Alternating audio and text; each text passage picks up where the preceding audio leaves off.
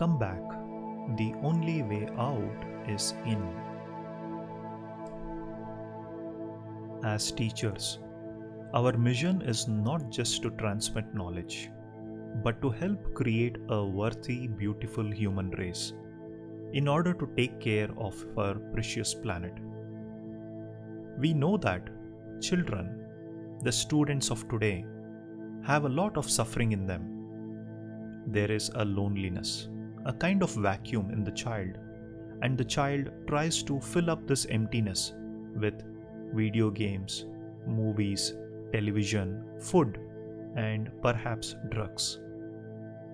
There is an enormous amount of suffering in young people, and this makes the work of teaching a lot more difficult. We ourselves as teachers have difficulties too. If we as teachers, along with our colleagues, are not happy, how can we expect children to be happy? The first step is to come back to yourself. The way out is in. Come back to yourself to be able to take care of yourself. Learn how to generate a feeling of happiness. Learn how to handle a painful feeling or emotion. Listen to your own suffering so that understanding and compassion can be born. Mindfulness is a kind of energy that helps us to be fully present in the here and the now, aware of what is going on in our body, our feelings, mind, and in the world, so that we can get in touch with the wonders of life that nourish and heal us. With mindfulness, concentration, and insight, you can generate a feeling of joy and happiness whenever you want. With the energy of mindfulness, you can also handle a painful feeling or emotion. If you are joyful, happy, and aware, you light up the lamp of happiness and joy in others. Because in each of us, there is a seed of mindfulness, of awareness. As a teacher, you can perform that miracle in just a few seconds, and you can make the students in your class happy. Deep communication.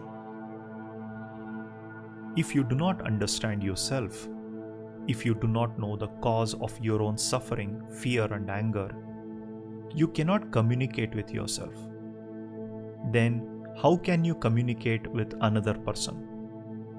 That is why going home to yourself to get in touch with your body, feelings, perceptions, and your suffering is crucial before you help another.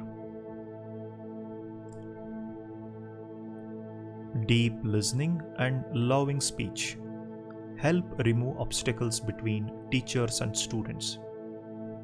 If you listen with compassion and love, you can help the other person to suffer less. You know that suffering is in you, but in him there is also suffering. When you see the suffering in the other person, you don't blame or accuse them anymore. Instead, you want to help him. Coupled with mindful listening is the practice of loving speech. We try to tell the other person the truth about the suffering in us and in him, using gentle speech to help the other person open his heart.